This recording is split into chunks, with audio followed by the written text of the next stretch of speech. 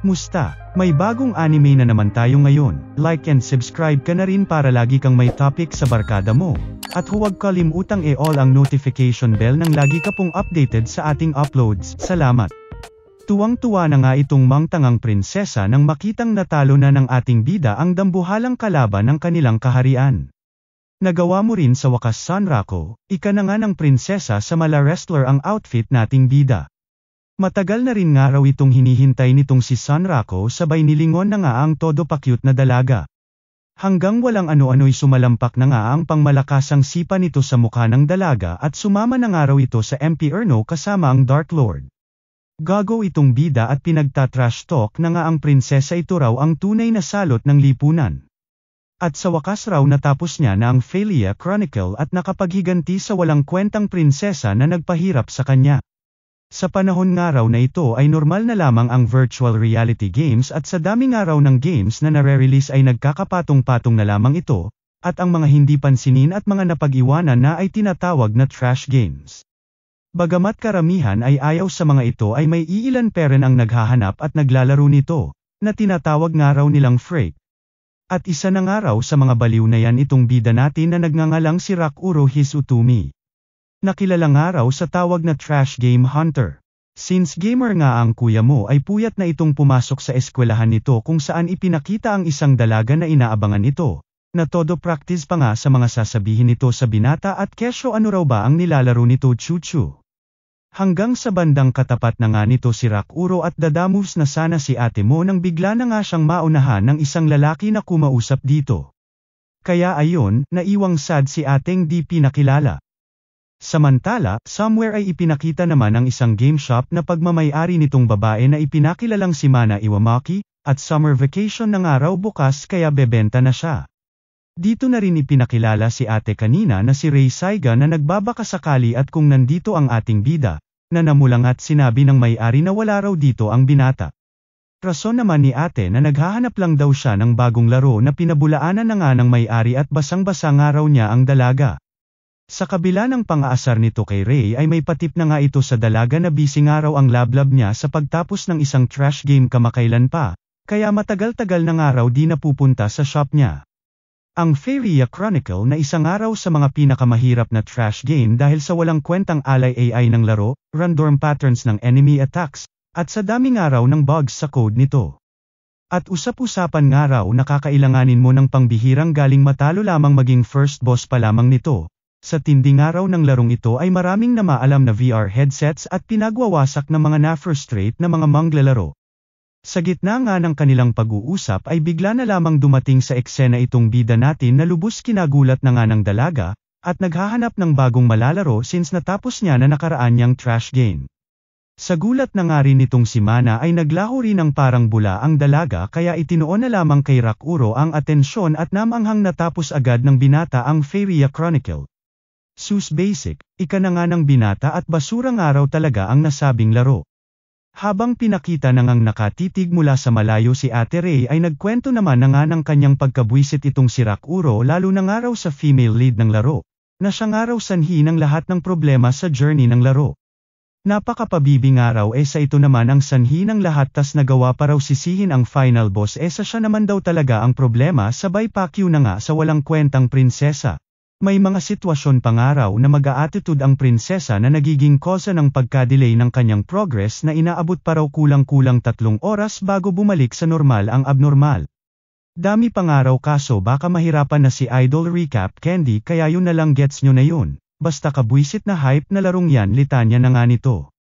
Pero may bawi rin naman daw, may 3 minuto sa gitna ng pagkatalo mo sa final boss at pag-roll ng ending credits na maaari mong mabugbog ang nakakapikong prinsesa. Marahil dahil cutscene daw ito kaya ganito, naninamnam nga raw niya ng husto at pinagbubugbog ang gago.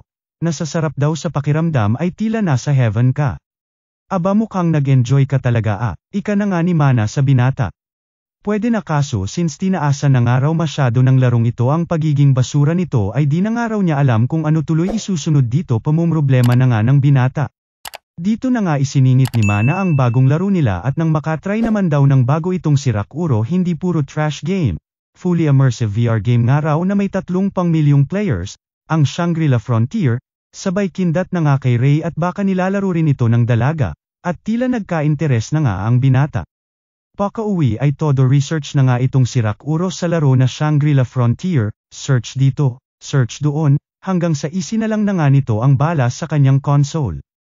Gawa nga raw ito ng Utopia Entertainment Software o UES for short, founded ng isang genius programmer na si Sukuyo Sukuri na nag-develop ng fully immersive VR game system, kaya imposible raw na pangit ang laro na ito ika na nga ng ating bida.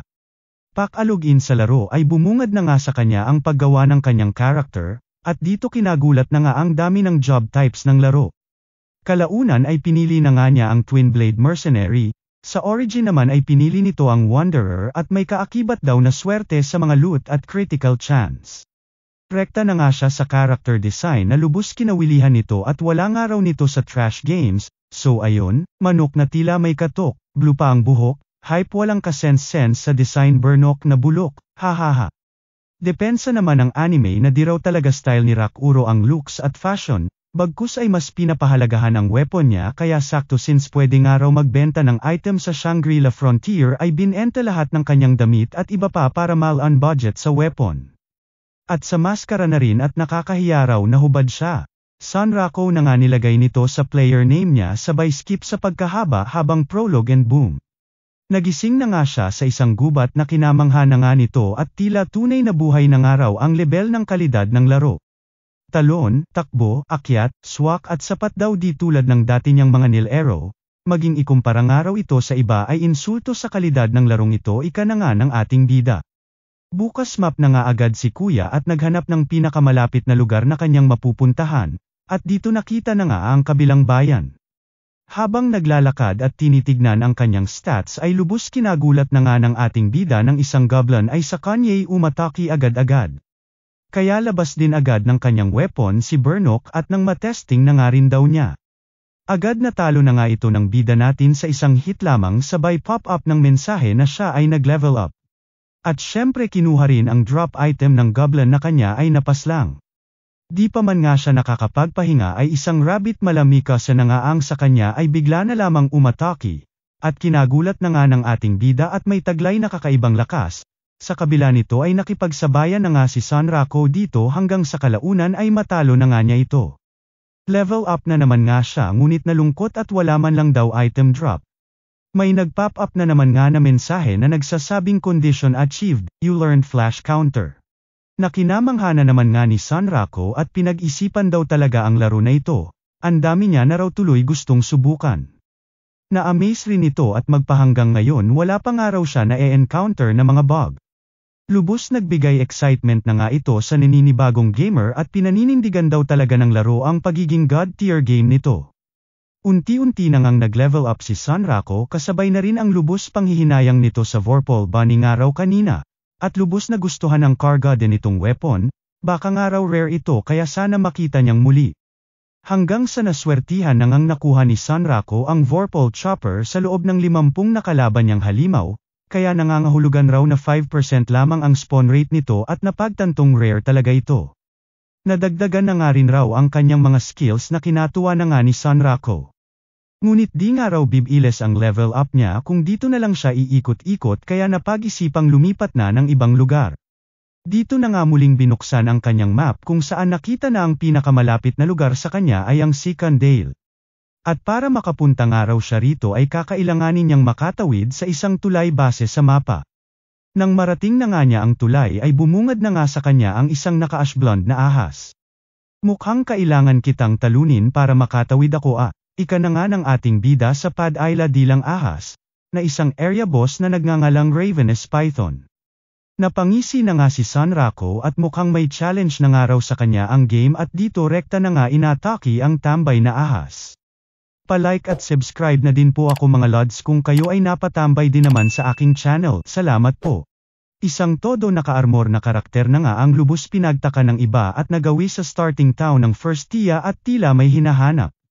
Ayon naman sa boses babae na puting knight ay pare-parehas nga lang raw ang pangalan na ginagamit ng kanyang lablab ngunit tila wala raw sa lugar na ito, at dito na nga pinakita ang malungkot na si Ray at di niya raw inabutan ang binata.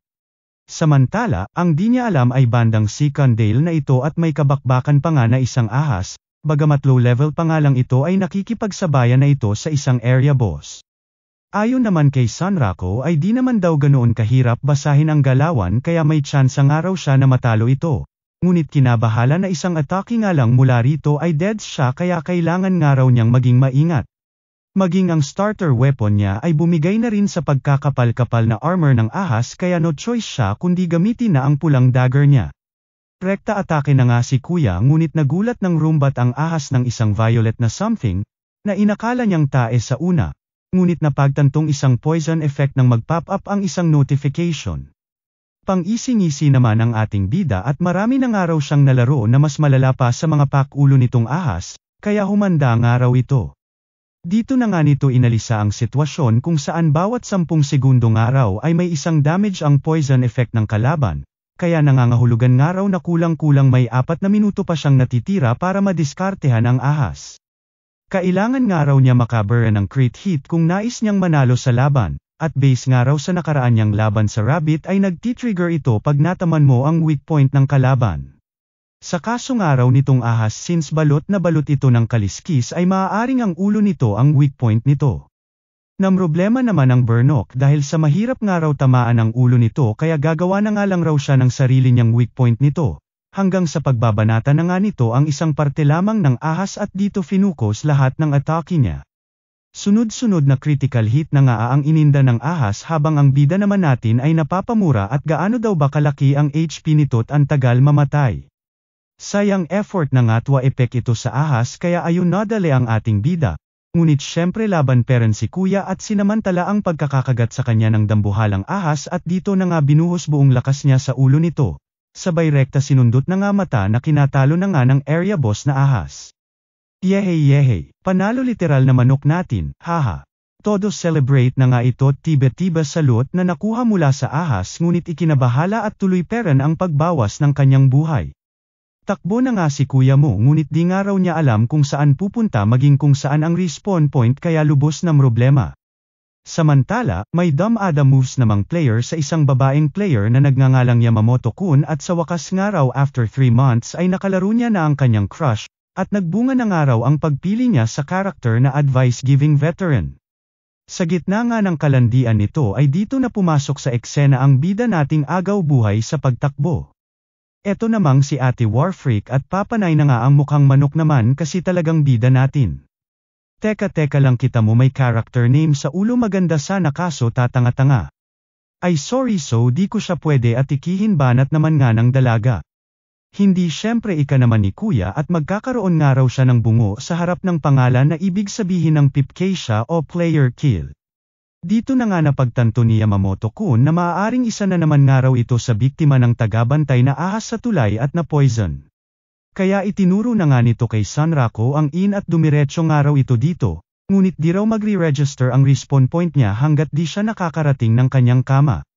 Salamat pre, ika naman ni Sunraku na todo nagmamadali. Nabilib naman si ate at dami nga raw alam ni Kuya Yamamoto-kun kaya sa isip-isip na nga nito ay nagpasalamat din sa ating bida at dagdag pogi points siya sa dalagang dinidiga. Samantala, binara na nga ni Sunraku ang mga paeme-emi ni ate receptionist at nagmamadali na nga raw ito, kaya ayun rekta na nga sa kwarto niya at nil-iPad ang kama niya and boom. Bagamat namatay ay naabutan niya naman ang respawn point ng game. Balik sa tunay na buhay na nga itong si Rakuro at importante nga raw ay naisalba niya ang progress at items niya. Salamat nga raw doon sa tumulong sa kanya. Sabay todong ngiti na nga at lubos na gustuhan ang game. Agad bumalik na nga ito sa game kung saan kakailanganin nga raw niya ng items kagaya ng mapa, recovery items, equipments, at isang makapangyarihang weapon nga raw pamalit sa nawasak niyang twin blade. Hype na nga ito at aabutin nga raw niya ang top player ranks habang ang mga tao naman sa paligid ay hayop na hayop din sa itsura niya. Mangtanga nga raw itong manok kaya napaisip na nga itong si Sunraku na bumili ng kanyang damit. Kaya rumekte na nga ito sa isang armor shop at dito bumili ng cheapy pie na armor at wala naman daw siya paki sa stats basta matabyunen lang utong niya nang tigilan na siya ng mga mapang hasgang lipunan. Sunod na nga nitong pinuntahan ang isang weapon shop ngunit wala nga raw siyang makitang tatapat man lang sa vorpal chopper niya. Ayon naman sa panday ay rare item naman daw kasi talaga ang dagger nito, kaya kung gusto nga raw ng ating bida ng tatapat dito ay pwede naman daw siya ay gawa ng matandang panday. Abat pwede pala yun manong ika na nga ng excited nating bida. Abat pwede syempre pero kakailanganin mo ng materials para mapanday ko sandata mo ika naman ng panday sa kanya. Wala nang ang inaksayang oras itong si Sanrako at tumungo na sa Dimarsh Waste kung saan makakalot siya ng mga oras na kakailanganin para sa kanyang sandata. Hype na yan kanina pa ako nandito puro bato nakukuha ko pasting yan reklamo na nga ng bida natin at kailangan nga raw niya ng 6 na gray oras para magawa siya ng sandata ng matandang panday. Dumagdag pa nga raw yung pagkalapot-lapot na putik na sa kanya ay dikit ng dikit, pati yung piko, na tinalo pa raw bigat ng bigas na nakasako. Sumabay pa sa eksena itong Pelaka, na lubos kinabwisit na nga ng kanina pa napipiko na binata. Inimukang Pelaka ka lawak-lawak ng lawa sa mukha ko pa ikaw nagkalat sabay binato na nga ng gago ang pasaway na bobo.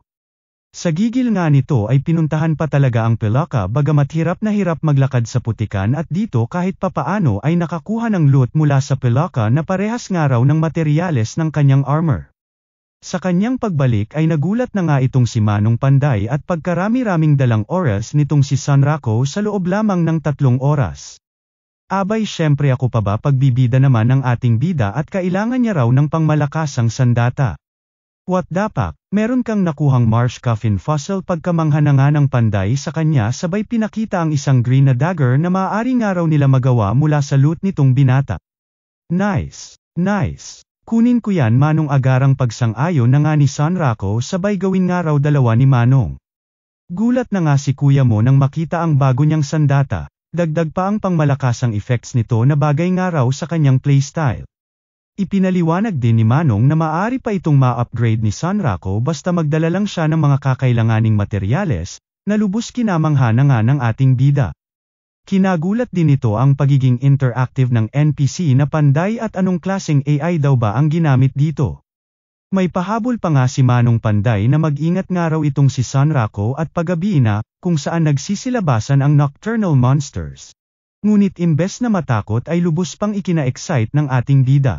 At may pagsasamplean na nga raw siya ng kanyang bagong weapons kasabay na rin ang kanyang pagpapalevel up yehey. Samantala, sa may tulay ng Sikandale kung saan nakabantay ang dambuhalang ahas ay nakaharap na nga nito ang buong araw nang naghahanap kay Sanrako na si Ate Knight in Shining Armor, na binasek nga lang ang area boss na ahas. Pinag-alala na nga nito kung nagawang lampasan ito ng ating bida sa kabila ng beginner pa lamang ito, pero since si Sanrako lablab nga raw niya ito ay posibleng maging sila someday posibleng magkita na sila someday. Siyang tunay nga somewhere ay nakikipagbanata na itong si Sanrako sa isang goblin, na kinagulat na nga nito at may rason pala talaga ang warning ni Manong Panday at may kalakasan nga raw ang mga nocturnal monsters. Ngunit di niya raw inakala na ganito ka-OP ang makakalaban niyang goblin na pagkalayo-layo nga raw sa nakalaban niyang goblin sa gubat.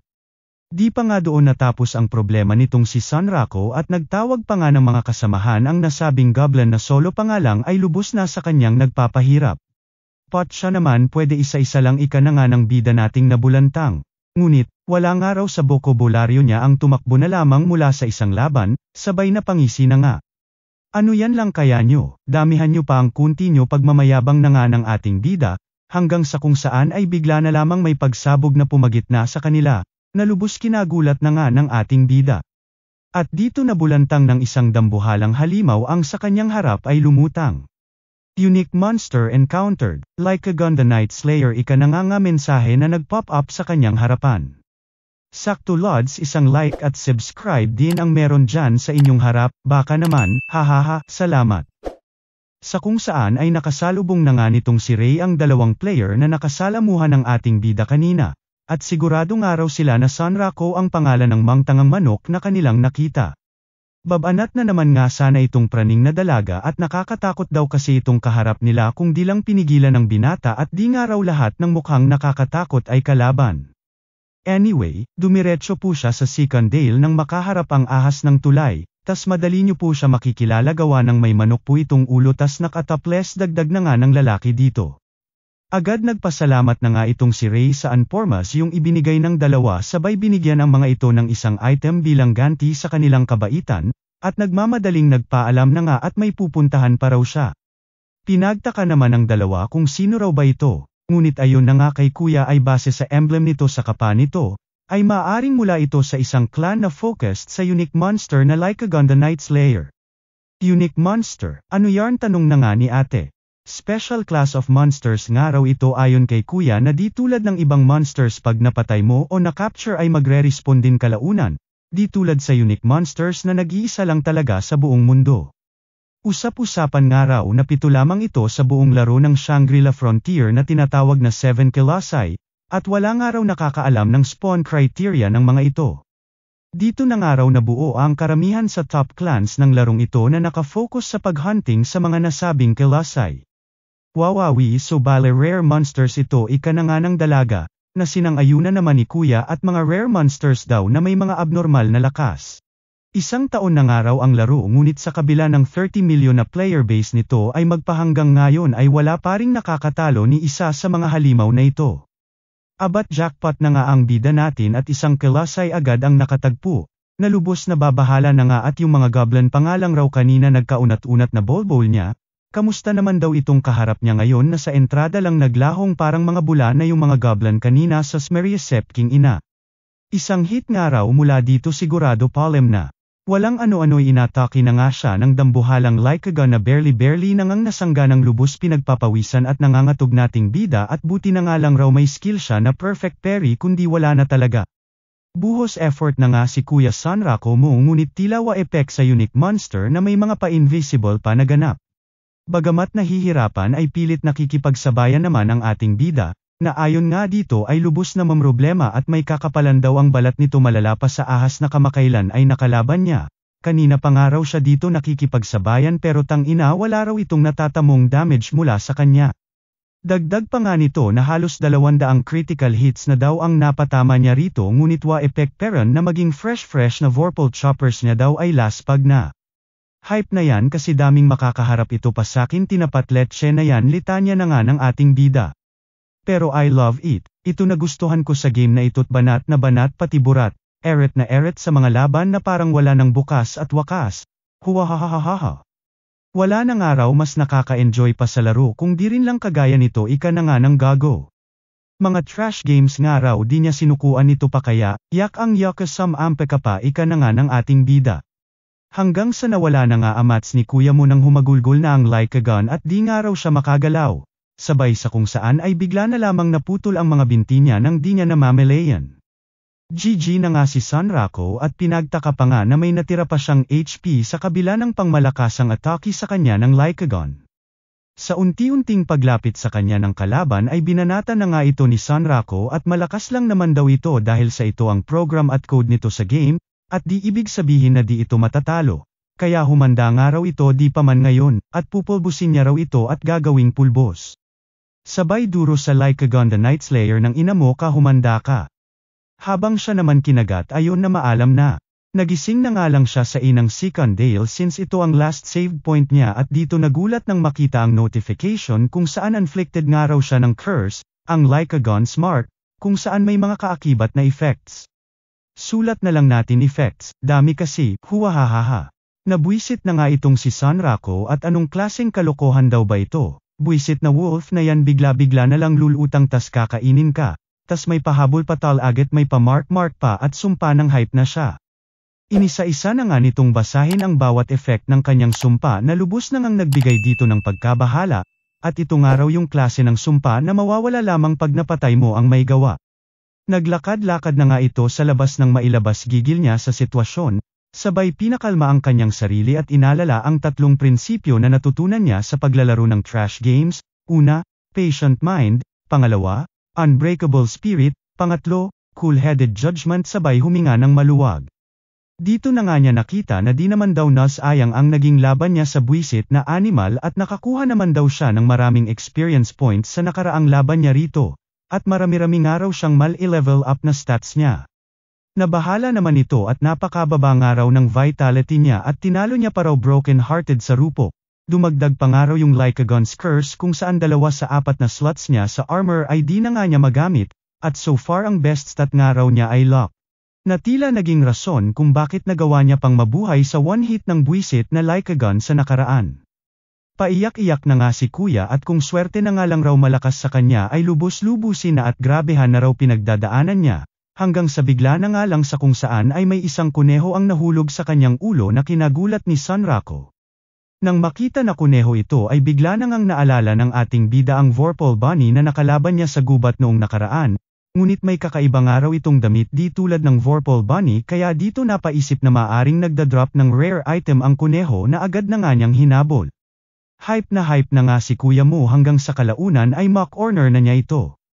Ngunit nagulat nang magbukas ng isang kakaibang pinto mula sa kung saan itong kuneho na kanyang hinahabol at tila pinasusunod siya. Unique scenario, invitation from Rabbitiza, mga salitang nakasulat na nga sa pinto na lubos pinagtaka ng ating bida. Dito na nga niya naalala at tila kanya nang nabasa, ang tungkol sa mga side quest na paganap ng larong Shangri-La Frontier, at isa na nga raw dito ang unique scenarios kung saan mystery scenarios raw na walang eksaktong oras o lokasyon at maging publiko ay walang impormasyon. Kaya pinaniniwalaan na kung anumang gamit, skill o spells ang makuha mo mula sa mga ito ay rare at top class. Maging mga top clans nga raw ay pahirapan sa paghahanap ng mga ganitong unique scenarios na kinang-isi na naman nga ni Sunrako sabay huwahahaha. At ang pagkakadiskubre niya raw dito sa kabila ng pagkabago bago niya pa lamang sa laro ay tila swerte na nga raw na dala ng luck stats niya. Kaya syempre eret na at di nga raw niya papalampasin ang ganitong pagkakataon.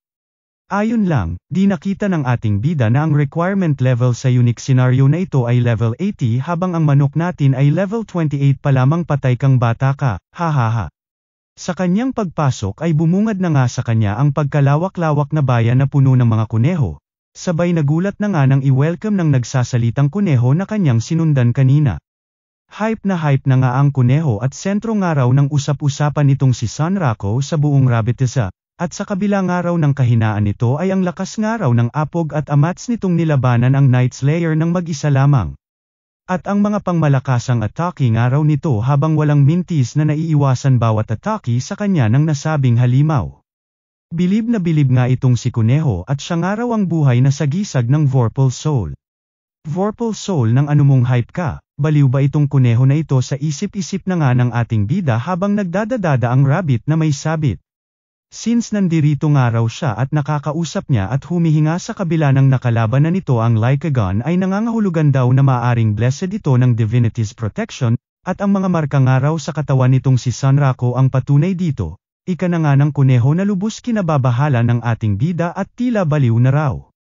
Di nga raw ito ang unang beses na nakatagpo siya ng madaldal na NPC, na pinagdudahan pa nga kung talaga bang NPC ito at puro Lycagon nga raw ang bukang bibig nito.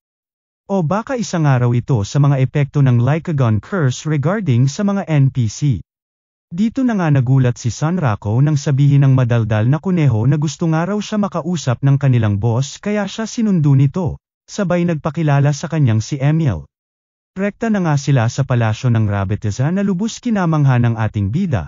Ayon naman kay Emil ay siya pa nga lang raw ang natatanging tao na makakabisita sa palasyo. At dito na hype na nga at tila di naman daw malas ang markang binigay sa kanya ng buwisit na Lycagon at ito na raw ata ang swerte niya at siya pa lamang ang nakakatagpo ng unique scenario na ito. Hanggang sa nawala na nga ang ngiti nito at lubos na gulat nang makita ang tila grabe na pinagdaanan sa buhay na boss ng Rabbitiza na nagpakilalang si Vicechi. Padaanan na rin Lods like at subscribe ko dyan baka naman, salamat, mua. Balik game shop na naman nga itong si Ray at as usual nagbabaka sakali kung nandirito ang bida natin, na namataan na nga ng may-ari ng tindahan na si Mana, at sinabi ditong wala ang binata kung ito ang kanyang hanap. Natarante na naman nga ito at sinabing naghahanap lang raw siya ng ibang malalaro, na lumang tugtugin na nga sa bantay ng shop at pinagtakang di pera nahahanap nitong si Ray ang ating bida sa larong Shangri-La Frontier. Kwento naman ng dalaga na matagal niya na nga raw hinahanap si Sunrako sa laro ngunit tila ibang araw ang tinahak nitong ruta at iniskip ang first tutorial city, na tinawanan na nga ni Mana at ano pang araw ba aasahan mo sa typical trash game addict. Ano ka ba makikita mo din siya tiwala lang, tas rekta umamin ka na rin para sulit na pang-aasar na nga sa kanya ni Ate Tindera na kinapula na nga ng pumapag-ibig nating dalaga. Samantala, research mode naman itong bida natin tungkol sa mga unique scenarios ukol sa mga quest ng Rabbitiza, Dito na nga niya nabasa ang tungkol sa Tour of Rabitiza na tungkol sa paglutang ng isang Vorpal Bunny na iimbitahan ka sa Rabitiza. Sa inyong paglalakbay ay tahimik nga lang daw itong Vorpal Bunny at sisiguraduhin lamang na nasusundan mo ito, at oras na marating mo na nga raw ang lugar, at matalo ang Lagan Ian Python na nanggugulo sa kanilang bayan, ay pagkakalooban ka ng isang spell na tinatawag na Enchant Vorpal. Bagamat sa Rabitiza din daw ito ay ibang-ibang araw ito sa nakatagpo niyang unique scenario kahapon, at wala raw siyang nakalaban na Python o anuman, bagkus ay isang nakakatakot na malayakuzang betak ang kanyang nakaharap. Dito na nga pinakita ang mga kaganapan ng nakaharap niya ito kung saan kinausap na nga siya nito tungkol sa naging laban niya sa Lycagon, at ang angas nga raw nitong si Sunrako at may pangmalakasang Vorpal Soul itong taglay. Hayop na yan ito na naman tayo sa Vorpal Soul na yan, ano ba kasi yan sa isip-isip na nga ng naguguluhan nating bida. Uy manok, iba mga tinginan mo sakin gusto mo rin ba maging Kiret maging betak katulad ko, ika na nga ng boss ng Rabitiza sa ating tahimik na bida. Nagulat naman nga itong si Sunrako at training quest daw ba ito, at since unique scenario ito ay maaaring may kaakibat daw itong pangmalakasang buff, kaya walang patumpik-tumpik naman nang ang tinanggap ito ng manok. Since sa pagpapalakas nga ay sobra itong hayok sabay sabing ikaw na bahala sakin, kuya. Nagulat na nga lang siya nang biglang napatayo si Visechi at inulit ang sinabi niyang kuya, na kinataranta na nga ni Sunrako at joke lang daw yun.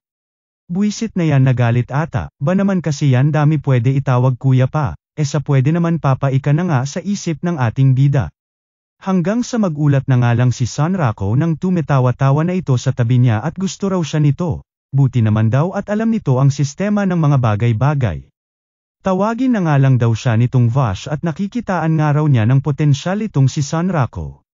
Okay na nga lang ang manok na todo nanggatag habang sa isip-isip ay buti na lang at habay daw banat niyang ibinato, kundi binal atang manok sa mang inasal na nga raw siya ngayon sigurado.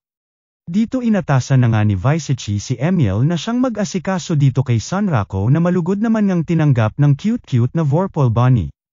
Tara let's Sunrako. Bigyan kita tour sa buong palasyo, ika na nga ni Emil dito.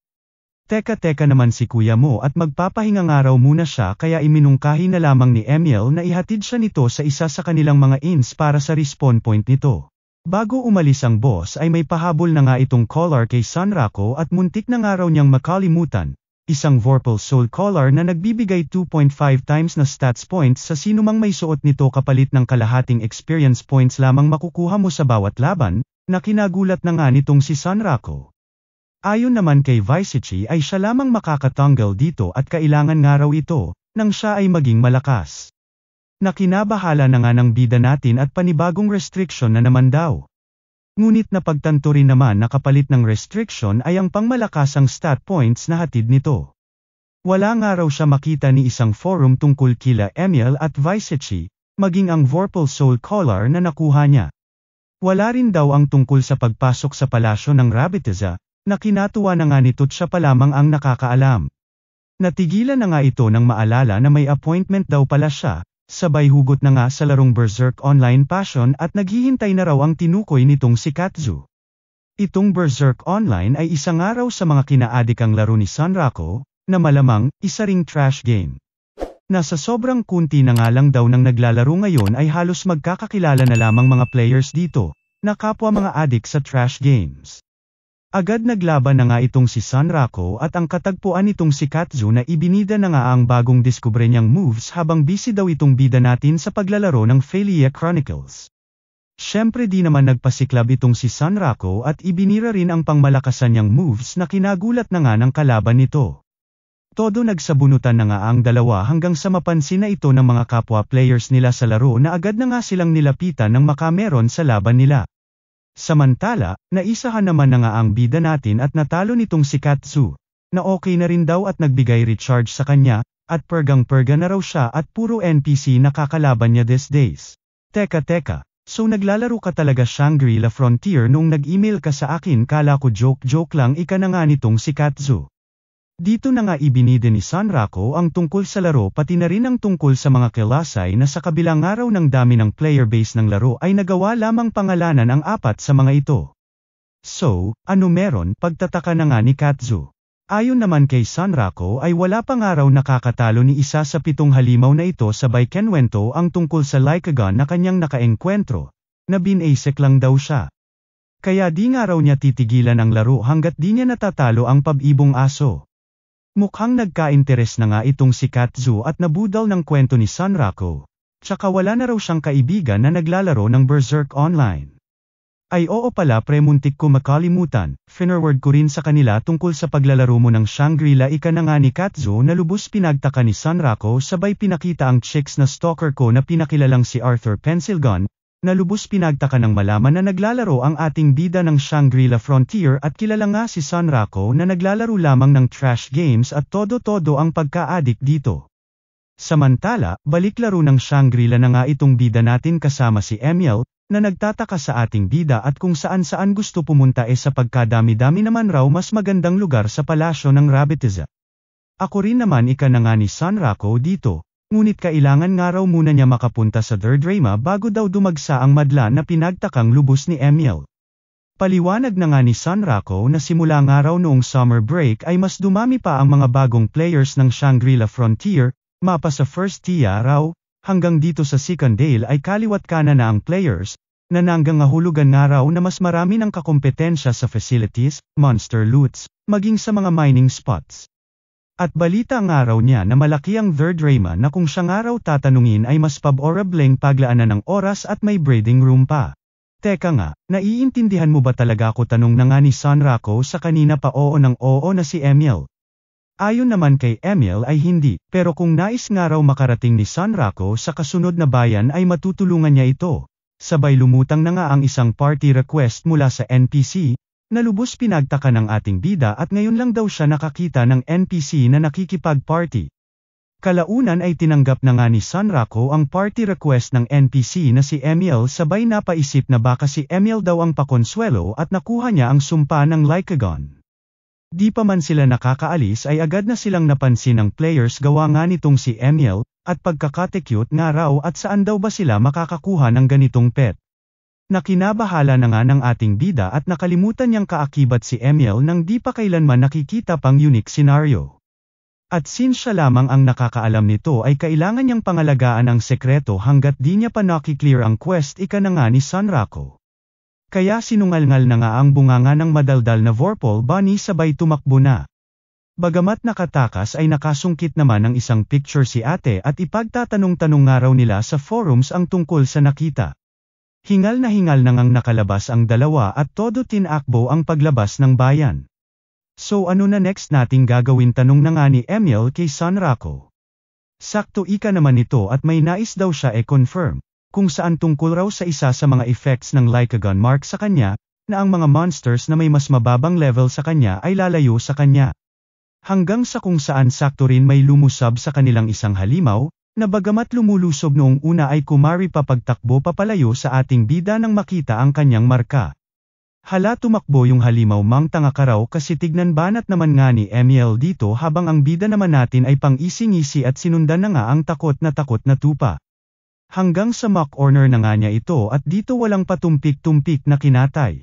Banat na naman nga itong si Emil at pambihira nga raw at di niya malaman sa dalawa kung sino talaga mang tanga, na kina-poker face na lang ng ating bida at di niya malaman kung pinagtitripan lang siya ng kuneho. Anyway at least daw ngayon nakumpirma na niya ang tungkol sa effect na yon ng Lycagon mark. Kaya iminungkahi kay Emil na rekta na raw sila sa area boss. Ngunit nadismaya nang makita na bagamat narating na nila base sa mapa ang area boss ay wala silang makita ni anuman sa paligid kundi puro darak at putik lamang. Hanggang sa mapagtanto ng maalala ang sinabi ni Emil nang papunta nga raw sila sa lugar na ito, na ang pangalan nga raw ng area boss ay Mud Digger na bigla na lang lumulutang kapag umaatake. At dito na nga kinabahan at tila nasa trouble sila.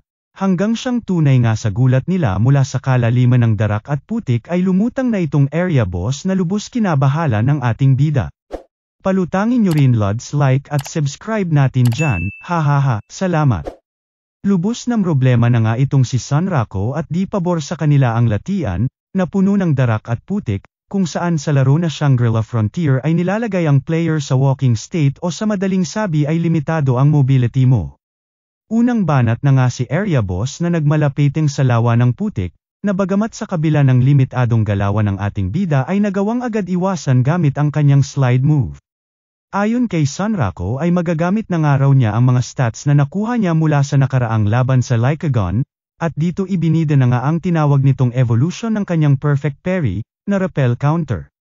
Kung saan di lang basta hinaharang ang atake ng kalaban, kundi nagbabalik rin ng pangmalakasang counter-attack, na lubos kinabilib na nga nitong si Emil. Ngunit sa kabila nito ay nangangamba pa rin ang bida natin at barely lang niyang natugunan ang atake ng kalaban, at di raw ibig sabihing na solusyonan na niya ang hinaharap na problema. Ilang segundo pa nga lang daw sa laban ay nagamit niya na agad ang sa tingin niya ay mga pinakamapapakinabangan niyang skills sa laban na ito, na sa ganitong mga laban daw, ay bagamat mababa lang ang cooldown ay madadama mo ang katagalan. Namroblema na nga ito't bukas na bukas ang depensa niya at cooldown pa skills niya, hanggang sa magulat na nga lang si Sunrako nang magpasiklab itong si Emil at may tinatago palang kapangyarihan, na siya nang ang bumanat sa kalaban. Teka magic ba yun? Pagtataka na nga ng ating bida. Oo naman itong cute na si Emil na kinamangha na nga ni Sunrako, at masyado nga raw siyang na-focus na solohin ang laro sa may partner na pala siya na nakalimutan niya. Medyo nakakapampapaliit titiman daw sa isang addict gamer na tulad niya ang umasa sa isang NPC ay wala nga raw siyang choice sa sitwasyon kundi samantalahin na lamang ito kaysa matalo sa malansang area boss na ito. Tara rektahin na natin tong halimaw na ito pisti kasing putik na napakalapat parang kulangot na hayop na yan reklamo na nga ng bida natin. Bagamat nagmamadali ay naunahan na nga ito ng nagising ng kalaban at siya ay muling dinambahan. Abat syempre di papayag ang bida natin na basta tulala na lamang kaya ayon bam-ira rin ng pangmalakasang atake niya na tinawag nitong Spiral Edge. Sabay inakyat ang halimaw gamit ang mga dagger niya na tinawag din nitong Edge Climb hanggang sa mapuntahan na nga nila ang nguso ng kalaban. Habang kinukulit ang peteng na mukhang pilaka ay iminungkahi na nga nito kay Emil na muling bam-ira ng magic sa kalaban, at dito muling ginamit ang repel counter nang mabigyan oras ang partner niya. Hanggang kalaunan ay isang pangmalakasang powers na nga ang ibinato nitong Vorpal Bunny na siya nang ang nagpatamba sa dambuhalang peteng na pilaka na kanilang kaharap. Tuwang-tuwa naman si Sunrako ngunit sa kanilang pagbagsak ay napa-arf ng makatanggap ng kaunting fall damage. Nagulat na nga lang ang ating bida nang makita na wala na ang napatumba nilang kalaban, sabay kinatatayo ang lupa ay yumanig, kaya napagtantong isa lamang ang ibig sabihin nito't ipinapahiwatig. Kaya bago pa man makaburn ng atake ang kalabang peteng ay ibinato itong si Emil sa ere nang maiwasan itong madamay. Ngunit sa pagtataka ni Sunrako ay sinungkal lamang siya nitong mukhang hito at akala niya raw pang malakas ang atake na ang ibibigay nito sa kanya, at kaunti lang daw bawas ng buhay niya.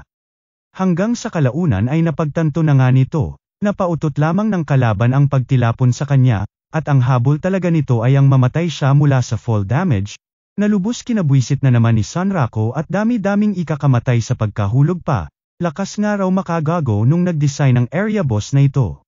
Di na nga nito malaman kung ano gagawin hanggang sa makita na nga nito si Emil na papalapit sa kanya kaya muling nagkapag-asa. Ngunit kalaunan ay tinanggap na lamang at wala siyang ibang maisip na paraan.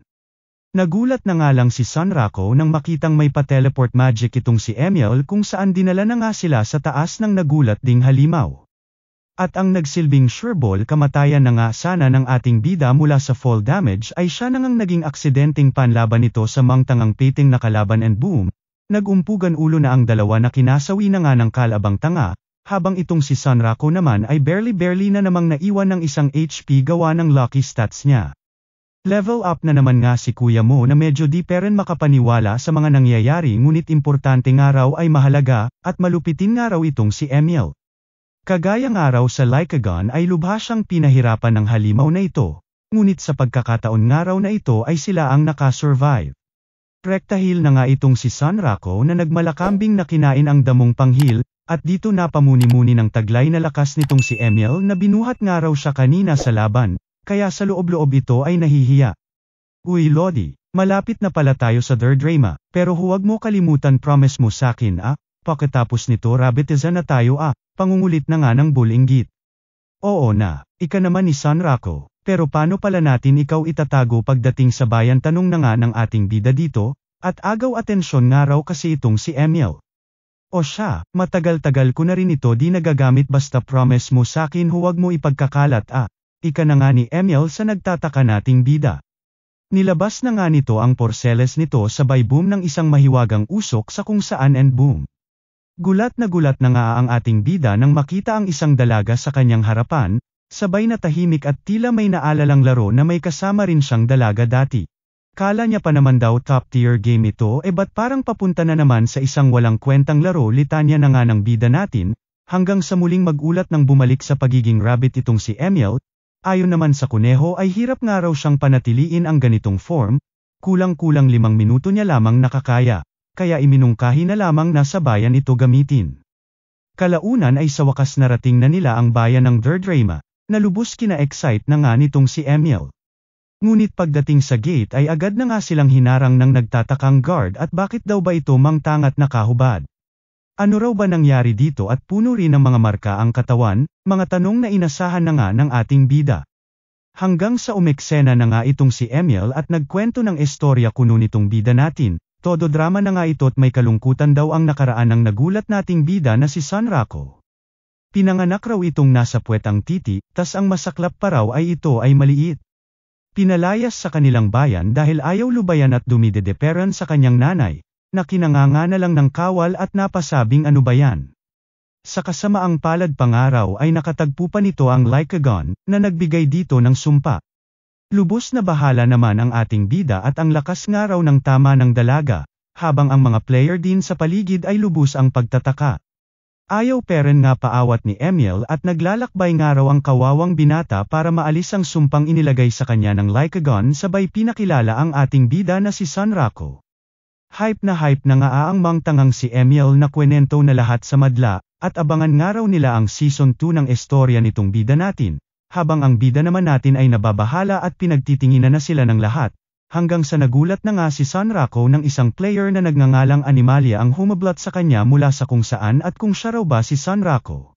Sabay pa flashback na nga sa nakaraang 7 oras ng laro, kung saan na screenshot na nga siya ng isa sa mga player na nakakita sa kanila sa Sikandale, kung saan pinost na nga sila nito sa forums ng laro upang itanong kung ano raw ba itong nagsasalitang Vorpal Bunny na kasama nitong mangtangang manok. Dahil dito ay nag-viral na nga si Kuya Bernok mo at ang cute-cute nating Vorpal Bunny na lubos pinagtataka na nga ng netizens at ni kailan daw di sila nakakita ng isang Vorpal Bunny na nagsasalita. Isa na nga sa mga ito ang babae na basta na lamang humablot sa bida natin sa gate ng Verdraima. Maging ang kakaibang marka sa katawan ng ating bida ay naging usap-usapan na rin ng madlang The Barkads, at wala pa nga raw silang nakikitang ganitong full body design kahit saan. Hanggang sa may mga nagpost na nga na isang araw itong sumpa mula sa Lycagon, na may kaliwat ka ng pros and cons, at patunay nga raw na kinilala ka ng Night Emperor o mas kilala sa tawag na Lycagon the Night Slayer ayon daw sa mga sabi-sabi ng mga Marites na NPC. Na nagbigay kuryosidad na nga sa karamihan ng mga players at papaano raw na-encounter ng ating bida ang nasabing Colossus at paano nito nakuha ang sumpa. Maging mga bigating achievement clans na layon talaga at target ang mga Colossi ay nagpahayag na nga rin ng hangarin na makausap ang ating bida at magbigay proteksyon sa kanya. Patay kang bata ka ika naman ni Kuya Extrang Afam at na kay Sanrako na nga raw lahat ng atensyon at spotlight, at halos lahat nga ng players ay siya na ang hanap. Samantala, nabaliw na nga itong si Ate Animalia mo at kinukulit si Sanrako kung papaano raw ba niya napaamo ang Vorpal Bunny at ginawang pet, na lubos kinagulat na nga ng ating bida at paano nga raw nalaman ng dalaga ang tungkol kay Emil, at dito pinagdudahan na maaaring yung nakasalubong nila sa Sikandale ang mga may pekana. Kaya lubos na bahala at di nga raw pwedeng malaman ng iba ang tungkol sa unique scenario na kanyang tinatahak, na maging siya nga raw ay di alam kung papaano niya na trigger umpisa pa lamang. Walang ano-ano'y isang panibagong karakter na naman ang umeksena sa gitna nila na lubos na nga nilang kinagulat at basta na lamang inatake sila. Ay hype na yan, anong ginagawa mo dito Munggol Knight este Pencil Knight ika na nga nito sa pab-ibong dalaga. Abat grabing gigil mo naman yan sakin alam ko chicks ako pero wag masyado pa alate kuya banat naman nga ng dalaga sa kanya. Tsaka di ako si Pencil Knight sa larong ito, call me later este call me Arthur Pencil Gun. Na kinabahala na nga ni Sanrako at level 99 na at may bungo na icon pa sa pangalan na nangangahulugang player killer ito. Pa-level up naman lods ng like at subscribe ko kahit yan na lang ba. Salamat, mua. Kwento na nga ni Sunrako na friend niya ito sa mga trash games sabay pa flashback ng isang trash game na kung tawagin ay Unite Rounds, na ayon sa mga players ng laro na ito ay isang post-apocalyptic looting simulator. Sa una ay ginawa raw talaga ang game na ito para simulate ang isang kingdom na papabagsak na, kung saan ginagampanan ng mga manlalaro ang pagiging knights na tagaprotekta ng kaharian mula sa mga umaataking halimaw, isang co-op MMOVR game kung susumain. Ngunit dahil sa basurang design ng laro na ito, kung saan sobrang baba ng drop rate ng loots na maging bato ay pahirapan pang mahanap, maging beginner's quest na paghahanap lamang ng simpleng medical herbs ay kulang-kulang 12 oras ang babunuin mo matapos lamang. Kaya ayon, bilang sagot sa kakulangan ng game ay nagresulta ito sa pagnanakaw ng mga players. Maghanap ba kamo ng medical herbs, sa pwede ko naman nakawin na lang sa NPC store o kaya nakawin sa iba magpapakahirap pa ako ika na nga ng player na nagngangalang Sunrako, at simula nga noon yun na raw ang naging galawan ng larong yun. Sa mundong ito na puno nga raw ng walang katapusang labanan at bardagulan, isang karakter ang namayagpag at namuno sa buong kaharian, at ito na nga ang Pencil Knight na tinukoy ng ating bida. Samantala, todo loot parent nga itong si Sunrako kasama ang tropa niya na si Katsu, na nagtataka at akala raw ba niya tungkol ang game sa pagprotekta ng kaharian mula sa mga halimaw.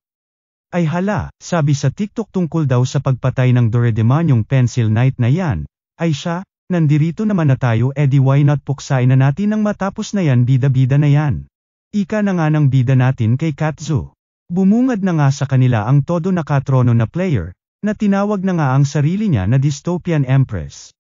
Namangha na nga ito sa ginawa nila Sunrako at ginamit nga raw ang mga rebel army bilang distraction ng makapunta sa inner chambers. Abat syempre naman si Kuya Sunrako mo at basic lang daw at napakawalang kwenta pa noong mga traps pang-aasar na nga nito sa dalaga. Aba di ko gusto tabas ng mga dila nyo mga pisti kayo, tatandaan ko mga pangalan nyo mga inamungkal kayo. O ano na, lalaban o kwentuhan, puro mouth mga wala naman ika na nga ng Pencil Knight na gigil ng lumaban, at dito na nga bumalik sa kasalukuyan, sa bida nating medyo kinakabahan at may past sila ng kaharap na kalaban. Dagdag na nga nito na patas ang kinalabasan ng kanilang naging laban kung saan parehas silang namatay sa huli. Ngunit iba raw ang kaso ngayon at may kalawakan ang gap ng kanilang mga level. Rekta inatake na nga siya ng babae na may pabulong-bulong na nga sa bida natin na matagal-tagal niya na raw hinahanap si Sunrako ng ma-player kill ito, at sa kanilang pagdidiskusyon ay pagkabahala naman ang nadama ng iba lalo na itong si Animalia na nakilala ang dalaga, na second in command nga raw ng isang player killer clan na kung tawagin ay Oshirekai Giant Killer, habang itong si Emil naman ay namamroblema at nagluloko na ang transformation niya. Giant Killer pagtataka na nga ng ating bida, paliwanag naman ni ate na nakuha niya itong palayaw mula sa pang-aambush niya ng mga high-level players. Pang-aasar na naman nga ang ribat dito ni Sunrako at sa may pa Dystopia Empress pa raw itong nalalaman at ngayon Giant Killer kuno siya naman yung giant na pinatumba nila dati, kill giant pwede pa. Natigilan na nga ang tanga hanggang sa magtawanan na ang dalawa at ang witty nga raw ng banat nitong binata kahit mang tangang manok ito. Sabay bardagulan at nagkapikunan na, hahaha. Habang naglalabasan ng init ang dalawa ay ipinabatid naman itong si Pencil na di lang naman daw siya naririto dahil sa personal na dahilan, bagkus ay napagutusan daw siya ng leader ng kanilang guild na magpadala ng mensahe dito kay Sunrako. Kung saan magbigayan pormasyon daw itong si Sunrako tungkol sa unique scenario na nakuha nito, kundi ay asahan daw nito ang walang hanggang banta sa kanyang buhay mula sa kanilang clan. Di naman nagpatinag ang ating bida sa pagbabanta ngunit nababahala parent at dama niya raw ang agwat nila sa level, at dito napansin na tila kanina pa siya hinaharang ni Pencil na makapasok sa gate, at dito napagtanto na mahihirapan itong player kill siya sa maraming nakakakitang tao. Ano naman ngayon, banat naman ang Pencil Knight at wala naman daw magagawa si Sunrako kundi puro dada. Samantala, di naman nakinaya ni Emil na panatiliin pa ang kanyang anyong tao na lubos kinagulat na nga ni Animalia na alam naman nating adik na adik itong makita. Heaven na nga si ate mo habang hawak ang cute-cute na si Emil hanggang sa makita na ito ni Sunrako, kaya ayun agad tinawag si Emil matapos maisahan ang makulit na kalaban, sabay rekta tumakbo na papuntang gate. Humirit pa nga itong si Animalia ng kahit picture man lang daw kasama ang cute-cute na bunny ngunit nagmamadali sila Sunrako at sinabing pag-iisipan nila kapag makatakas sila. Kaya ayon, naghuhumintig damdamin nang ang hinarang ang giant killer na si Pencil at wala raw siya paki kay Sanrako ngunit kung idadamay nga raw nito ang cute-cute na rabbit ay magbibilangan sila ng lagas nilang bulbol. Pang-ising-isi na nga ang ating bida at nagamit niya raw ang gigil nitong si Animalia sa kakyutan nitong si Emil, kaya ngayon ang puproblemahin na nga lang daw niya ay ang makarating ng bayan para doon sila makapag-teleport pabalik Rabbitiza. Hanggang sa matigilan na nga ito ng harangin ng mga kasamahan ni Ate Pencil mo. Na mga miyembro rin ng Player Killer Guild na Oshirekai. Samantala, heart-to-heart talk na nga itong sila Pencilgun at Animalia, at tila mapapalaban daw itong si Pencilgun sa keeper ng Shangri-La Zoo, mula sa isang pangmalakasang clan na walang pake sa mga ibang manlalaro, kaya thank you nga raw dito kay Sanrako at binigay itong pagkakataon na ito. Habang itong si Sanrako naman ay nakikipagbanata na rin sa mga kasamahan nito, at bagamat mas mataas ang antas at lakas ng mga ito sa kanya ay yak ang yaka ito sumama pa kayo. Posse club na nga si Ate Animalia at binirahan ng pangmalakasang colorful na chuchu si Pencilgun, ngunit nagulat nang makitang wa-epek ito sa kalaban at mas nagulat pa nga nang ibinalik nito sa kanya ang kanyang mismong atake. Maging ang mga taglay na debuffs ng spell na ibinato sana nito kay Pencil ay sa kanya napunta na kinang-ising-isi na nga nitong buwisit na si Pencilgun. Hype ka binalik mo lahat sa aking animal ka pero papaano pagtataka na nga ni Animalia sa kalabang gaga. Basic lang ate, ika naman ni Pencilgun at nagkwento na nga na may nakuha siya dating item mula sa isang shaman player na pinatay niya. Sabay pinakita na nga ang isang Karmak Straw Doll, kung saan nagka-counter ng anumang spell o curse sa sinuman o anuman. Todo trash talk na nga ito sa nakatumbang dalaga at huwag nga raw itong mag-alala at di daw siya aalis hanggat di pa namamatay itong si Animalia sa sarili niyang curse. Balik kila Sanrako naman kung saan pinagtutulungan na nga siya ng mga gago kaya kahit papaano ay nabahala at syempre Luigi parent siya sa bilang ng mga ito, hanggang sa nagulat na nga lang ito ng isang player na todo naka-armor ang pumagitna sa kanilang laban. Sa lakas nga ng binira nitong atake ay naging kinagatang lumpia si Kuya Mo, habang ang mga kasamahan naman nito ay lubos ang pagkagulat at nakilala nga ang todo naka-armor at tinukoy na si Attack Master. Attack Master, sino na naman ito? Pag-aalala na nga ni Sanrako at di pa nga raw tapos problema niya ay may dumagdag na naman sa Smeriasep naman walang katapusan. Pa-flashback na nga ng mga kaganapan since lumutang na sa eksena si Ate Ray, kung saan matagal na ngang hinahanap itong si Sanrako. Mga moment nito habang kausap ang bantay ng game shop at di peren nga raw niya mahanap ang binata, hanggang sa pagmumuni-muni nito sa kanilang bahay at namamroblema nga at wala peren siyang clue kung nasaan itong si Sanrako. Dami-dami na nga raw niyang nilarong laro mahagilap lamang itong lablab niya, at ngayon nga raw na napalaro na nila ito ng Shangri-La Frontier ay hindi nga raw niya hahayaang masayang ang pagkakataon na makita ito't mahagkan man lang. Kaya ayon muling nagbaka sakali at pumasok sa game. Bumungad na nga sa kanya ang mensahe na ayon dito sa dalaga ay mula sa kanyang kapatid.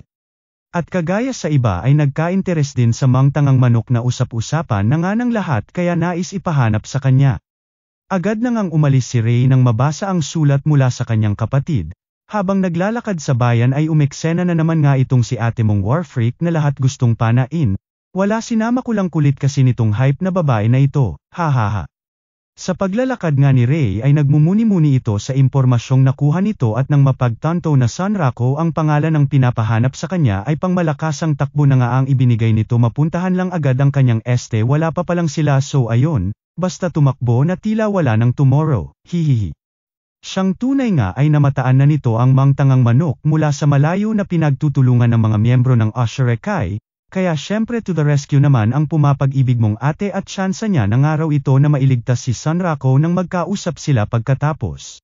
Dito na nga pumasok yung eksena kanina na pumagitna ito sa kanila para magpasiklab sa ating bida, maging si Pencilgun ay nagulat ngunit inakalang kagagawan nito ni Sanrako, at di na raw nakapagtataka at sa kabila pa naman daw ng kadikan nito sa mga trash games ay betak na ang skills nito, na mas matindi pa sa anumang item o taas ng level sa laro na ito. Dagdag pa nga nito na balita niya raw pati si Katsu ay naglalaro na rin ng Shangri-La Frontier, sabay tinukoy ang tungkol sa project niya na posible na nga raw at nandirito na sila Sanrako.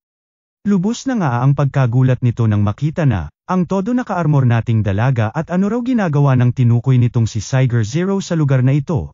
Sabay natawa na nga at bukod daw sa zookeeper ay pati itong Attack Master ay dinala ni Sanrako sa lugar na ito.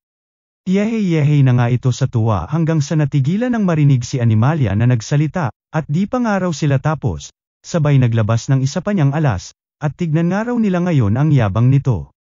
Yabangan nyo na rin lods, like at subscribe ko dyan ng mag-angas rin, hahaha, salamat, mwah. May pa-explain pa nga itong si Animalia na para ma-activate ang kanyang huling atake ay kakailanganin mo ng spell mastery at dapat single digit na lamang ang iyong HP, isang pangmalakasang murder-suicide curse na sureball patay kalaban ngunit damay ka nga lang. Natarante na nga itong si Pencilgun at nagamit niya na ang kanyang Karmak doll kaya agad dinambahan ang zookeeper, ngunit huli na ang lahat at na-activate na ito ni Animalia. Well played ika na nga lang ni Pencilgun habang ang mga kasamahan nito maging si Sunrako ay nagulat sa pasabog na kumalabog. Sinamantala na nga ito ng ating bida upang makatakas sabay ginamit na apakan ang pagkalaki-laking espada nitong si Siger Zero, may pasori pa si kuya at ginawa niyang ang apakan sabay ayon lumipad na sabay bye-bye. See you later mga bobo, ika na nga nito sa mga natarantang gago at di nga raw pwedeng makapasok sa nayon itong si Sunrako at mahihirapan na nga raw silang hulihin ito. Ngunit olots talaga at kay Siger Zero pa lamang ay di sila makaporma, nalubos kinamangha na nga ni Sunrako kaya tatandaan nga raw niya ang pangalan na Siger Zero. Sa wakas ay nagawa na ngang makapasok ni Sunrako sa bayan habang itong mga miyembro ng Oshirekai ay naiwang mga walang magawa at nakaharang nga ang attack master na si Siger Zero, samantala, lutang naman ang ate mo at sa wakas nga ay narinig na ang tinig ng binata at heaven na heaven dahil kinausap daw siya nito. Sa kilig ay nanginginig-ninig pa ang gaga, kala mo naman may nangyari na. Nanonood ata porn sa totoong buhay guys, tara at ikihin na natin banat na nga ni boy kalaban ngunit wa epek peren sa dalagang mas nanggigil pa nga at mga epal daw ang mga buwisit, at sanay kausap na niya ngayon ang lablab niya kung di lang pabibo ang mga ito. Anden na kami pumapel pa kayo ngayon kayo bumoses mga pisti kayo and boom. Samantala, nakatakas naman na sila Sunrako gamit ang teleport gate ni Emiel papuntang Rabitiza. Napatawa-tawa na at wala nga raw makakasunod sa kanya sa Rabitiza. Buti na nga lang daw at may stock siya na magic restorang potions para dito kay Emiel at medyo kinapos na nga sa magic gawa ng pag-transform nito. Basta importante okay na nga raw sila. Nagulat na nga lang ito sa paglutang ng isang email mula kay Pencilgun at rumerason na di nga raw siya natalo nito. At di nga raw siya makapaniwala na maging si Attack Master ay nagpakita para iligtas itong si Sunrako at tinanong na nga siya kung tropa niya ito. Well anyway, tawagan nga raw ni Sunrako si Katsu at mag-meeting daw sila sa Unite Round sabay nagbaybay na. Lubos pinagtaka na nga ito ng bida natin at ano raw ba ang pag-uusapan nila. Sabay nagbigay rin kay Sunrako ng lubos na kuryosidad at bakit di na lang daw sinabi kanina.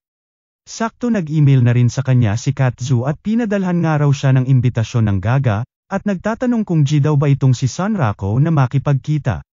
Bagamat may pagdududa at lubos nangangamba sa bigla ang imbitasyon ni Pencilgun ay napapaisip din ang binata kung ano ba daw ang kailangan nito. Pero bahala na nga raw at may aasikasuhin muna siya sa ngayon. At ayun nga, buong ka-excited din ng niyaya si Emiel na gawin na nga raw nila ang unique scenario niya. Agad na nga silang sumibat at dito sinabi ni Emiel na pupunta nga raw sila sa arena kung saan nagaganap lahat ng seryosohang laban sa kanilang lugar, at dito na nga siyang tunay pinakita ang Vorpal Coliseum na lubos kinamangha ng ating bida. Paliwanag na nga ni Emiel na ang Papa Este Boss nga raw nila ay nais ipalaban sa 10 halimaw ang binata, aba sige naman itong bida natin at na-excite sa kanilang gagawin. Ngunit paalala ni Emiel na limitado nga lang raw sa Vorpal weapons ang pwedeng gamiting sandata nitong ating bida. Sure okay naman itong si Sunrako at wala nga raw problema, at oras na nga raw ng pag-grind ng masupalpal na niya ang pagmumukha ng Pencilgun na yan. Huwahahahahaha.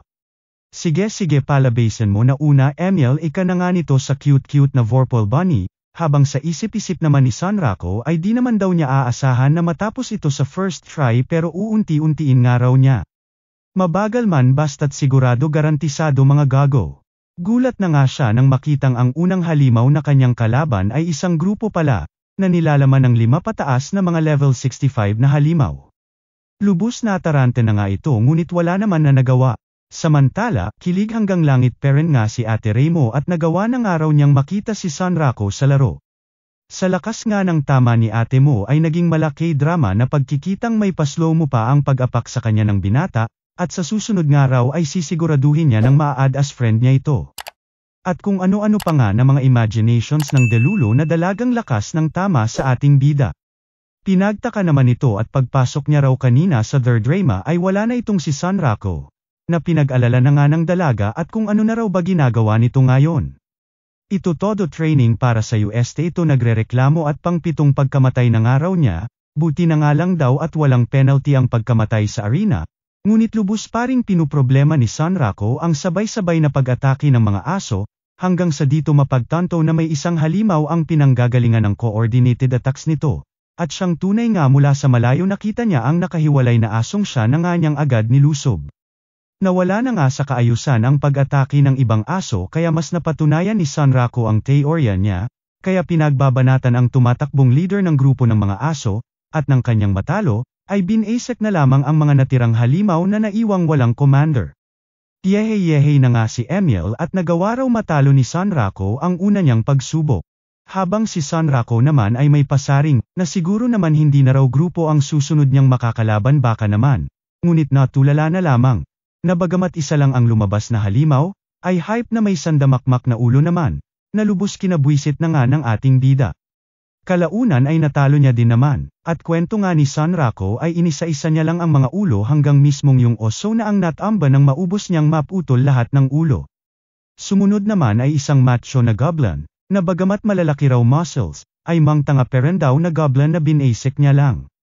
Ito namang ibon medyo nahirapan nga raw siya na inabot palampas 100 na try bago niya natalo at niretrat daw kasi siya ng lumulipad na tae. Sumunod ay isang baboy ramo, bagamat mabilis ay malikot ay sinampal niya lang daw itlog hanggang sa nakatulog. May umeksena pa nga raw na parang panther, ayun ginawa niyang leather bag, at nabwisit daw siya puro miyaw ng miyaw. Meron pa yung caterpillar na halimaw, nakipagbato-bato-pik na nga lang daw siya nang matapos na. Ayun natalo niya din naman sa kabila ng karamihan ng kamay nito. Meron pa yung isang bato-bato na golem, nakipag-showdown sakin sa TikTokan kala niya ata aatrasan ko siya, hanggang sa tanungin ko asan mama mo, abanap icon, tas nadapa, ayun nawasak. May naki-eksena rin na mangtangang tiger, sinabihan ko lang dilaan mo nga siko mo, ayun umiyak di ko alam kung bakit. Hype na nga si Sanrako at sa wakas daw isa na lamang ang kalaban niya. At natalo na niya ang siyam sa mga ito. Ngunit nabwisit at sa kabila raw ng mga nilabanan niyang halimaw ay tumaas lamang ang level niya ng kakaramput lamang. At kasalanan nga raw ng Vorpal Soul Collar na ito na hinahati ang experience na nakukuha niya. Hanggang sa kung saan bigla nang lumutang si Visechi. Aba natalo mo na yung siyam na halimaw, abat sakto pala dating ko ika na nga nito sa kanya. Nakina-poker face lang ng ating bida at pasakto-saktong dating paraw nito sinasabi sayun kasi ang nakaprogram sa kanila talaga at natalo na nga niya yung siyam na halimaw. Dito na nga ibinato ni Visechi ang isang nakaposas na halimaw at ito nga raw ang huling kakalabanin ng ating bidang Einem, na nahuli pa nga raw niya mula sa kalaliman ng ibang anime. Nabahala na nga si Sanrako at di niya raw mapagtanto kung ano ito, di naman daw ito tao, ngunit parang isang sorcerer type na engkanto. Kwento naman ni Visechi na isa raw itong tanga-tanga noon pa na ninais makipag-isa sa puno ng makamit ang pangmatagalang buhay kaya ito ang naging resulta. At sa nakikita nga raw niya ay malayo pang matalo ito ni Sanrako kaya nagbigay ng panibagong challenge o win criteria sa ating bida. Pinagtaka na nga ito ni Sanrako hanggang sasabihin na ni Visechi na ang panibagong kondisyon ng laban ay ang makasurvive siya sa loob ng 5 minuto kalaban ang tinukoy nitong Aberrant Wood Mage. Endurance Battle, Aces Basic sumama ka pa ika na nga ng nagmamayabang nating bida at tila nakukulangan sa challenge ng boss ng Rabbitiza. Hanggang sa nawala na nga ngiti nito nang magulat sa sunod-sunod na pangmalakasang mabilisang atake ng nawawalang kapamilya ni Groot at Hashirama. Gusto ko tapang mo bata, pero ipakita mo sakin na di ka lang puro mouth baho nang hininga mong hype ka. Abat nag-enjoy na nga si kuya mo at mabilis lang naman daw ang 5 minuto. Sa 30 million players nga raw ng Shangri-La Frontier ay si Sanrako pa lamang ang unang player na nakalaban ng nasabing halimaw, na may level 120 kaya iparating na lang natin prayers kay kuya mo. Isabay nyo na rin lods like at subscribe ko dyan. Baka naman, hahaha, salamat. Nakipagsabayan na nga ang bida natin sa kalaban nitong malaog at ang kapangyarihan kaya naman sa pagpupumilit na makalapit ay napa-matrix pa ang tanga. Abat umepek naman ang pag-slade-slade nito ngunit nagulat at wa-epek ang binira niyang atake at ang tigas nga raw ng kalaban. Sa isip-isip na nga ni Sanrako na tila di-epekto ang kanyang mga physical attack kaya mukhang mapapalaban nga raw siya sa ilagan. May patoretet na nga itong si Emil at nakalipas na ang 1 minuto at nangangahulugang 4 na minuto na lang daw ang babunuin ng ating bida para maiwasan itong pangmalakasang kalaban habang itong si Visechi naman ay comment na naman na ipakita nga raw ni Sanrako ang Vorpal Soul nito. Samantala, nabahala na nga si Sanrako at di nga raw biro ang lakas nitong aberrant wood mage na kanyang kaharap, at gustuhin man nga niyang umatake ay wa-epek sa kalaban kaya no choice siya kundi umiwas lamang sa bawat was-iwas nito sa kanya. Malasibat na mga ugat na buwisit sa bilis at di man lang niya matentya kung saan nagmumula, dumagdag pa nga raw itong mga kadenang grabe makasunod sa kanya at sigurado raw may debuff effect pag nadikitan siya kaya sobra niyang iniingatang di madikitan. Lubos naman ang pag-aalala ni Emil sa nakikitang sitwasyon ng ating bida habang todo effort naman itong si Sanrako na iwasan ang kinakainisan nitong kalaban, na bagamat lumalaban ay napapaisip din na umayaw na lang sa madayang kalaban. Buwisit na yan, hirap na nga ako umiwas sa mga ugat-ugat mo tas mga kadenang paganap mo abat dinagdagan mo pa ng mga pamagic-magic mo ano na yan kuya desperate much manalo ika na nga ng bida nating todo na nagrereklamo. At sa paglipas nga raw ng oras ay mas nagpapasiklab itong kalaban at binabago-bago ang elemento ng bawat magic na sa kanya ay ibinabato, kaya ano pa nga ba aasahan mo kundi pang malakasang takbo rin mula kay Sanrako na nagmukhang mangtangang bobo. Di rin daw nagpahuli ang mga ugat-ugat nito pati na kadena at damadami rin daw sa pagdaan ng oras, na lubos kinabahala na nga ni Sanrako at kung magpapatuloy daw ang laban ng ganito ay sigurado patay siya bago pa man matapos ang oras na 5 minuto. Ay gagi ika na nga lang ng bida nating todo napapreno ng pasiklaban na naman ng panibagong attack patterns ng kalaban at niretrat na nga siya ng sandamakmak na atake, at dito napaisip na tila mas may chance sa pangaraw ata siya sa Lycagon kung nagkataon kaysa sa buwisit na inugatang animal na kanyang kalaban. Di na nga magkamayaw sa pag-iwas ang porsigido nating bida at talagang desididong manalo. Ngunit paunti-unti ay nawawalan na ng pag-asa at di man lang daw siya binibigyan tsansa ng halimaw na makapag-isip man lang ni magpahinga man lang. Teka lang, si Sanrako papatalo na lang basta-basta, ika na nga nito sa sarili niyang tila natauhan sa sitwasyon. Oo di ko inasahan na matatalo ko mga kinalaban ko kanina ng isang try lamang, oo may mga sitwasyon na muntik-muntik na ko matalo kung di lang ako tinulungan ni Emil, oo nahihirapan ako at minsan bobo. Pero gagi aminin man natin o hindi nagawa ko lampasan yun at lahat ng mga buwisit na trash games na yan ang ako lang, tas ngayon pa ako susuko. Nek-nek ng ugat mong kulubat. Sabihin man nating wala akong laban sa lakas mo, o kung wala kang kahinaan na pisti ka, ano ngayon ako bida dito bawi ka na lang next game boy. Nabilib naman itong si Visechi at nagawa nga raw makalapit ni Sanrako sa kalaban ng melee range, ngunit wala naman daw pagkakaiba at wa-epek naman daw ang mga atake ng ating bida dito. Hanggang sa dito na nga sila nagulat ng puntiryahin ni Sanrako ang tungkod o baston ng kalaban. At tignan nga raw nila ngayon kung ano magagawa nitong kalaban kung wala ang kanyang sandata ika na nga ng palaban nating bida. Tila nabwisit naman ang kalaban na parang batang inagawa ng candy. Speaking of candy, like at subscribe ka naman Lods sa Recap Candy. Salamat, huwahahaha. Nagwala na nga ang gago habang itong si Sanrako naman ay binuhos buong bilis niya makuha lamang ang sandata ng galit na kalaban. Natawa na nga lang si Visechi ngunit sinabing may 2 minuto pang kailangang tagalan, ang bida nating todo nakikipagsapalaran. Maging si Sanrako ay nataranta na rin at mukhang ang pagkuha niya ng tungkod ni Tatay mong Kulubat ay ang nagtitrigger ng berserk mode nito at sunod-sunod na atake na nga ang ibinibura sa kanya, at tila bata na nga raw na nagtatantrum. Samantala todo cheer naman itong si Emil sa tabi at 1 minuto na nga lang daw at panalo na ang ating bida, habang itong si Visechi naman ay tutok na tutok din sa tabing nanonood sa laban ni Sanrako. Sa kasamaang palad ay nagawa na ngang mahuli ng kalaban itong nagulat nating bida at dito napatunayan na tama siya nang sabihing nagbibigay ng debuffs ang nasabing kadena ng kulubat na kalaban, at di na nga siya makagalaw kaya kinabahala na di na niya magagawa pang makaiwas kung sakaling rektahin siya ng atake ng kalaban. Gigil na nga ang kalaban na makuha ang baston niya mula sa ating bida, at nang bandang kukunin na sana nito kay Sanrako ay nagpakawiti itong bida natin at tinapon sa ere ang nasabing sandata, na siya nang ang naglihis ng atensyon ng mangtangang kalaban at mas inunang kunin ang kanyang pinakalablab na sandata imbes na atikihin si Sunraku. Kaya ayun, bagamat nakuha niya ang sandata ay huli na ang lahat dahil naubos na ang oras na nangangahulugang panalo na itong manok natin na pang-ising-isi na nga at ang bobo nga raw ng mangtangang kahoy, huwahahaha.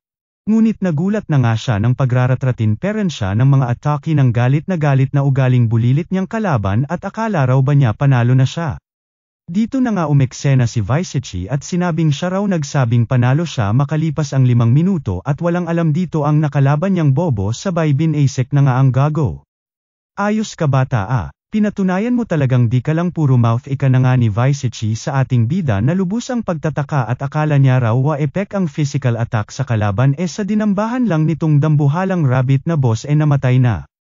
Yehe na naman nga itong si Emil at nagtagumpay nga raw si Sunraku habang inexplain naman ni Visechi na wa-epek daw talaga physical attacks pag hawak ng kalaban ang baston nito. Kaya naman nabwisit itong si Sunraku at kaya raw pala tinalo pa inagawan candy na bata kung magwala yung mangtanga kanina nung kinuha niya sandata nito. Happy naman na nga si Sunraku at na lamang may reward siya, at dito tinawag na nga siyang honorary Rabbituzan ni Visechi. Teka, ano yan, asan yung reward, rare item wala. Reklamo na nga ng bida nating natulala. Ay oo. Reward ba kamo? Ika na nga ni Visechi na tinanggal lang ang Vorpal collar niya at di na nga raw ito kailangan ni Sunraku sabay labas ng pop-up message na natapos niya na raw ang invitation from Rabbituzan na unique scenario. Teka, wala man lang sakin mag-e-explain alis agad oh my god. Bagamat naguguluhan ay panibagong unique scenario na naman ang lumutang na kinabwisit na nga ni Sunraku at wala man lang daw talagang binigay na loot. Log out na nga lang si kuya mo sabay rekta na natulog at pasado 2:00 na ng umaga. Agad naman itong nagpatuloy sa game ng makapagpahinga, kung saan pinag-aaralan na kung ano itong unique scenario na Vorpal Epic. Wala nga raw siya kaide-ideya kung ano ito at napakataas pa ng required level na 80 pataas. Kaya napapaisip kung tatanggapin daw ba niya o hindi. Kulang pa nga raw siya sa mga impormasyon kaya mukhang isasang tabi niya na muna raw sa ngayon ang nasabing unique scenario at mag-e-explore muna sa buong Rabbituzan hanggang sa mapunta sila sa susunod na nayon. Natigilan naman si Sunraku nang maisip na hinahabol nga pala siya ng mga player killers ngayon kaya nabahala, na kahit palitan niya man mangtangang manok niyang headgear ay makikilala pa rin siya ng mga naghahabol sa kanya gawa ng Lycagon mark ng kanyang katawan. Buisit kasing marka ito di man lang tuloy ako makasuot ni pantalon o long sleeves man lang litanya na nga ng bida nating naiirita. Di why not itago mo lahat mungkahi na nga ni Emil sa namamroblemang manok, na kinagulat na nga ni Sunraku at rekta dinala siya sa isang secret shop exclusive lamang sa palasyo ng Rabbituzan. Dito na nga pinakilala ni Emil ang nakababata niya raw na kapatid na nagngangalang si Pitts, na tinawag na ngang manok si Sunraku. Depensa naman ng ating bida na maskara niya lamang ito kaya inalis pansamantala, na kinagulat na nga ni Emil at akala niya daw pantikip talaga sa mukha nitong pangit. Anyway daw ay may saktong item itong si Pitts para sa pangangailangan ng ating bida. Ayon naman kay Pitts ay plano niya talagang e-sale na lang ito at pahirapan nga raw siya sa pagbenta nito, hanggang sa ipakita na nga na nagmukhang mas mangtanga itong si Sunraku na tila pinalayas na miyembro ng isang kulto. Hype kayo sa mas malala pa ito sa dati na mukha lang akong pinakulo ang manok lakas ng tama mong Emil ka habang sa paligid ay omakstra na naman nga si ate na laging gigil ana at nakita ang agaw pansing bida nating nagmukhang ewan. Tiis-tiis na nga lang daw ika naman ni Emil at least daw gumagana na hindi siya makilala. Medyo nakalma naman na si Sunraku at least daw nakakuha na siya ng mga kailangan niyang items. Ngunit magmadali na nga raw sila ika ng ating bida at grabe makalaklak ng potion nitong si Emil baka di na umabot sa susunod na bayan. Naglabas na nga ng mapa si Sunraku at dito na namili mula sa mga sumusunod. Felfate Caldera, Bulkan Malabulkang Taal, Prismatic Forest Grotto, Langit ng mga Plantito, at huli ang Iron Ruins of Divinity, na iwang ruins ng sinaunang divinity. Singit na nga si Emil at unahin daw ni Sunraku ang Felfate Caldera, ngunit sinyapla ng ating bida at manahimik daw ang pinagmukha siyang tanga, hanggang kalaunan ay mapagdesisyonan na nga ni Sunraku na tahakin ang Prismatic Forest Grotto. Uy Emil, wala ka man lang tanong kung bakit ito ang pinili ko, ika na nga nito sa todo lagok ng potion na kasama. Deadman na nga si ate mo kaya pinaliwanag na lamang ni Sanrako na tila delikado raw ang Iron Ruins of Divinity, kung ano-ano pang ang explanation ni kuya mo habang si Emil naman ay di nakikinig at tila may nakita sa paligid. At siyang tunay nga ay may nakatitig sa kanila mula sa gilid. Huwag din puro titig sa like at subscribe kulods baka naman, hahaha, salamat, mo. Somewhere sa kung saan, may pamiting nangangganap itong pinakilalang si Orslot na clan leader ng grupong Osherekai. Nasenesermonan ang mga kaklan niya at binigyan nga raw ng kahihiyan ang kanilang grupo sa nakaraang paganap ng mga ito. Sorry na boss, di naman kasi namin inakala na pati ang attack master ay makikiipal rason na nga ng ilang miyembro nito. Abatrar ason ka pa dapat alam at expected nyo na yan ribat naman ang leader sa kanila. Natamimi naman ito ng banata ni Pencilgun at bakit daw kasi hindi na lang ito ang mismong gumawa, na Ramason naman na may mas mga importante raw siyang ginagawa. Change topic na nga lang ang tanga at simpleng beginner lang naman daw ang mangtangang manok kaya gawin nga raw nila lahat makuha lamang ang impormasyon tungkol sa unique scenario na nalalaman nito. Singit na naman nga si ate Pencilgun mo at wala naman daw problema kung trip talaga ng mga ito na maghabol ng rabbit ngunit iginiit na dapat mas nilalan ang kanilang oras sa talagang goal nila. Heto na naman tayo pabulong-bulong na nga ng ibang miyembro habang itong si Orslot naman ay iginiit na hindi nga raw beatable ang mga unique monsters, at bagamat sila pa lamang ang nakakaalam ng spawn condition ng unique monster na di nito tinukoy, ay masyadong araw nakakaapekto sa experience nila lalong-lalo na at wala naman daw sila napapala dito at nauubos lamang oras nila at resources, maging mga kamiyembro ni Pencilgun ay nakisang-ayon din sa kanilang leader. Sa Smeriasep mga walang kwenta lang kayo sabihin nyo sa isip-isip na nga lang ng dalagang todo ang pagkadismaya sa grupo niya. Sabay umalis ng pang-isingisi at may gagawin pa raw siyang mas importante. Wala naman na nagawa maging ang bida-bidang leader habang ito namang si Pencilgun ay nagmo-moment sa labas, at di naman daw ganito dati ang Osherekai, ngunit simula nga raw noong nakaraang patch kung saan naging peligroso na ang pag-player kill ay nagbago na raw ang lahat. Naging pab-ibi at mahina na nga raw ang Osherekai kaya wala nga raw tsansa na matalo nito ang unique monster, ngunit gagawin nga raw niya lahat itaya niya man buhay niya matalo lamang ang tinukoy nitong Wetherman the Tomb Guard na isa sa 7 Kilasai. Sabay binanggit ang pangalan na Setchan at panuurin nga raw siya nitong magtagumpay. Samantala, balik tayo sa bida natin na todo nangingilabot at sinundan na nga ni Siger Zero, na inakala ni Sanrako na nandirito para balikan siya sa pag-apak niya dito. Ano pa nga ba at nakailang apak pa lang si Ate Remo papalapit sa ating bida ay tumakbo naman agad ang praning na tanga at inakalang babanatan siya ng Siger Zero. Sakto napadaan din ang ilang miyembro ng Osherekai sa bayan na nakita ang ating bida sa kabila ng kumat na talukbong nito, kaya ano pa nga ba at naghabulan na ang mga gaga, maging ang kawawang dalaga na hayok sa pagmamahal ng ating bida. Natigilan naman ang mga kalaban nang mapansin na tila papunta raw sa Iron Ruins itong sila Sanrako kaya tinimbrihan na ang ilan sa kanilang mga kasamahan na abangan na sila sa gate. Teka Sanrako ika na nga ni Emil sa ating bida na pinag-alala at mali nga raw ang tinatahak nilang direksyon kung Prismatic Forest Grotto ang naispuntahan ni Sanrako. Paliwanag naman ng ating bida na yun nga mismo ang plano niya, na akalain ng kalaban na papunta sila sa Iron Ruins of the Divinity, dahil kung rerekta daw sila sa Prismatic Chuchu na yan ay sigurado maabutan sila ng mga ito. Siyang tunay nga ay walang kaide-ideya ang mga tanga na maging ang pagiging mangtangang kumat ng ating bida ay nagamit nito sa pagtakas nito. Sabay rekta na nga tumakbo patungo sa Prismatic Chuchu nang masigurado na umepek ang kanilang plano sa mga kalabang bobo. O diba, basic, nandito na tayo ay hype ka ika na nga nang nagulat nating bida at nabigla nang makita na nandoon na ang Siger Zero. Nagkalampagan na nga mga itlog nito sa takot hanggang sa magulat nang biglang lumutang ang friend request mula sa Siger Zero, na payutal-yutal nang ang kinausap si Sanrako at nais niya raw maging kaibigan nito. Napagtanto na nga ng binata na babae itong si Siger Zero at todo nagpapakyut na nga ngunit puno pere ng pagdududa at pangamba since ubod nga ng praning ang tanga. Kung ano-ano na nga iniisip ni Sanrako at kesyo plano daw ba ito ng Siger Zero para mapalagay siya dito. O kinakaibigan siya nang makuha ang impormasyon tungkol sa unique scenario. At kung ano-ano pa nga at tila napakatalino nga raw nito at saan man siya magpunta ay nalalaman nito. Habang si ate mo naman kulang na lang mabutas sa hig sa kakakiskas sa kilig, huahaha. Abat kinain na talaga ng pagdududa itong si Sunrako sabay tinanggap ang friend request ng dalaga at di nga raw siya papatalo kung sakaling may plano man ito.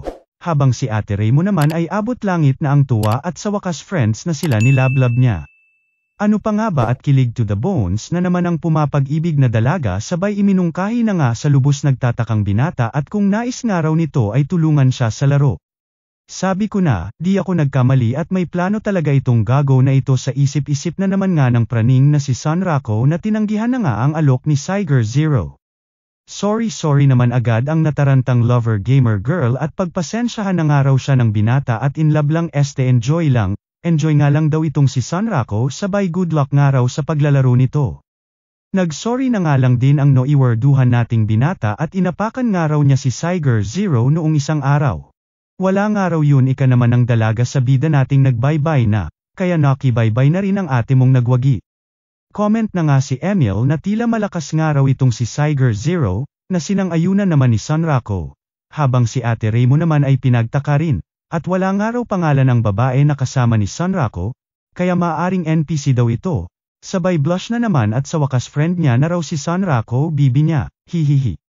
Samantala, dumating na rin sa eksena ang mga kalaban at napagtanto na nga ang ginawang diversion ni Sunrako, ngunit nakita si Attack Master kaya tanggal angas, ng mga tanga na Kumar Ipas sa pag-alis, papalayo sa todo banggasngis sa kilig na dalagang pasayaw-sayaw na nga't ayaw na umalis, hahaha. Sa kanilang pagpasok ay balik rabbit form na nga itong si Emil habang si Sunrako naman ay inalis na ang mangtangang costume niya. Sabay pinagtaka ang mga photoluminescent moss na nagbibigay liwanag sa kanilang daan.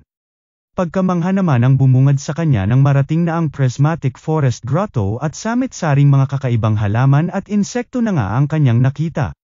Isa na nga sa pumukaw ng atensyon nitong si Sunrako ang mga paro-paro na ito na tila naglalaman daw ng mga loot. Kaya ano pa nga ba at rekta inatake na naman ang ating bida, ngunit nagulat ng makailag sa kanya. Pero syempre tablado na sa pangalawang pagkakataon ng muling atikihin ni Sunrako, sabay nakuha ang isang bola-bola na puno ng nectar. Happy na naman nga ang dalawa at ipagpatuloy nga lang daw nila ang pagloot ng items hanggang sa makaipon sila ng marami, tas saka na nila rektahin ang area boss ng lugar na ito. Sunod na nga nilang tinarget ang preying mantis na nakatago, sabay labas ng isang throwing knife itong si Sunrako at na-trauma na nga raw siya noong nilaban niya dati yung palataing ibon kamakailan since pang malapitan lang ang atake niya. At di na raw mauulit at may pangbanat na siya pang malayuan, at dito binato na nga ang punyal sa nakatagong mantis at nang makalabas ay tsaka niya binanatan. Happy na naman si Emil at panibagong halimaw na naman ang bumagsak sa kamay ng ating bida habang si Sunrako naman ay napapaisip at kulang pa raw ang mga nakukuha niya, hanggang sa magulantang na nga sila nang biglang yumenig ang paligid. Dito na nga bumungad sa kanila ang isang dambuhalang salagubang na tila nilalabanan ang isang grupo ng mga bubuyog para sagatan ng puno na pagkain nito. Since teritoryo ito ng mga bubuyog ay galit na ngang pinagre-retrat ng kanilang mga tusok-tusok ang dambuhalang salagubang ngunit wa-epek sa pagkakapal-kapal na armor ng salagubang. Sa gitna nga ng mga kaganapan ay nagmalakaster itong si Sunrako na nire-report ang mga nangyayar sa labanan ng dalawang panig ng halimaw, na maging si Emil ay dinamay ngunit di masakiyan ang trip ng binatang walang magawa. Ano ba naman yan Emil, puro ka na lang ba yehe. Sakyan mo na lang sa nakikinood na nga lang tayo, o kaya like at subscribe ka na lang muna kay Recap Candy baka naman, hihihi, ika na nga ng bida nating na boring kaya nagcasting. Ayan na po mga insan ni Nekes-Mekes na nang dambuhalang salagubang ang mga kalabang bubuyog, kay Nornade na po mga insan ay susbawasak ang mga tito-tita mong bubuyog mga kaibigan, kung ano-ano pang ang pinagsasasabi ng ating bida hanggang sa natapos na ang labanan ng nabwisit na ang dambuhalang salagubang kaya nirekte na ang Queen Ina ng mga makukulit na bubuyog and boom, patay ang Queen Ina, panalo ang King Ama, takbuhan liparan ang mga tanga. Nagulat na nga lang ang dalawa at napansin sila ng dambuhalang salagubang, kaya ano pa nga ba at Kumar Ipas na nang takbo ang mga gaga. Teka naman itong si Sunrako at wala naman daw sila ginawa ba't sila hinahabol ng halimaw? Sabay dito napaisip na ilabas ang nalot niya kaninang nectar at baka ito ang nais nito. Siyang tunay nga nang itinapon niya ito ay siya ring sinundan ng dambuhalang salagubang, at since may mga tama na ang halimaw ay sinamantala na ito ni Sunrako. Binanat-banatan na nga nito ang mga crack ng salagubang sa armor na nag-trigger ng critical hits niya, Nakalaunan ay siya nang ang nagpabagsak sa kalaban kaya happy-happy na naman si kuya mo at nakadalay na naman ng mga pangmalakasang loot. Nagpatuloy na nga sila sa kanilang paglalakbay at dito napansin ang mga sapot sa paligid, at dito na nga napatanong si Sanrako kung gagamba daw ba yung area boss dito. Oo naman itong si Emil at Clown Spider daw ang pangalan ng area boss.